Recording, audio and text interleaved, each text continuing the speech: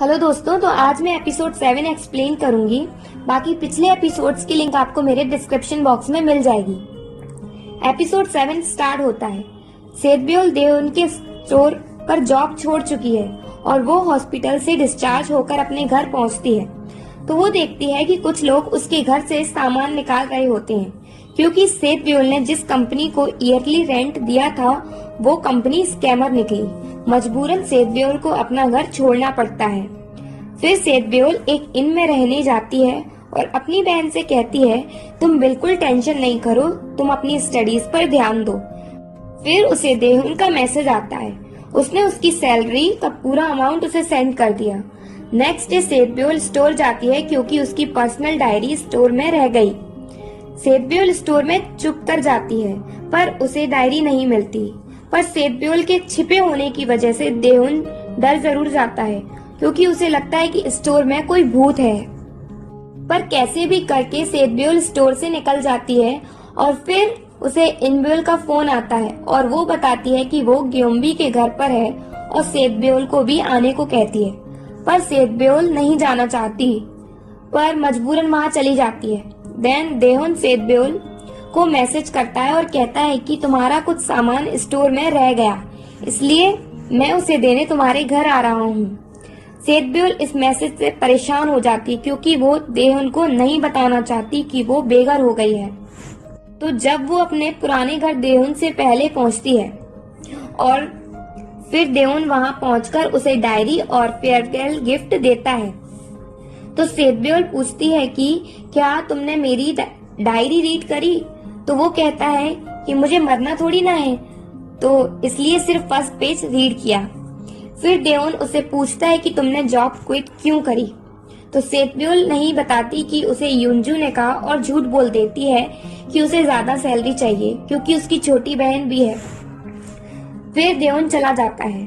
तो जब सेतब्योल उस फेयरवेल गिफ्ट को चेक करती है तो उसमें आर्म्स पैड होते हैं। ये देखकर सेतब्योल खुश हो जाती है।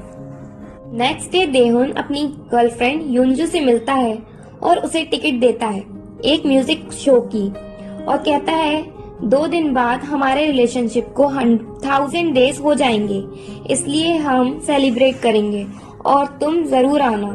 युनजू हाँ कहकर चली जाती है और नेक्स्ट डे कंपनी में एक आर्टिस्ट आता है और कंपनी के डायरेक्टर युनजू को डायरेक्टर चो को ऐसा कपल उस म्यूजिक शो में जाने को बोलते हैं। युनजू ना चाहते हुए भी हाँ कह देती है और देहुन को फोन लगाकर उस शो में जाने से मना कर देती है कि मैं बहुत बिजी हूँ।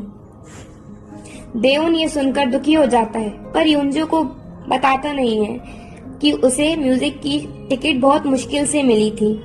सेतब्योल डिलीवरी गर्ल की जॉब करती है, पर एक दिन जब वो डिलीवरी करने जाती है तो उसकी बाइक स्लिप हो जाती है और डिलीवरी का सारा सामान खराब हो जाता है।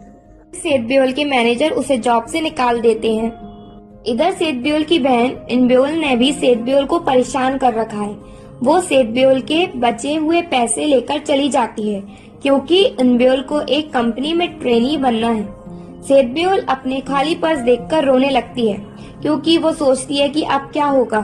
पर अचानक उस सोना जहाँ सेतब्योल रुकी हुई थी वहाँ देओन की मॉम आती हैं और वो सेतब्योल को रोता हुआ देखती हैं, तो उससे मिलती हैं और उसे पूछती हैं कि रो क्यों रही हो? तो सेतब्योल बताती है कि उसकी छोटी बहन ने उसे परेशान कर रखा है। देन देओन की मॉम उसे समझाकर चली जाती हैं।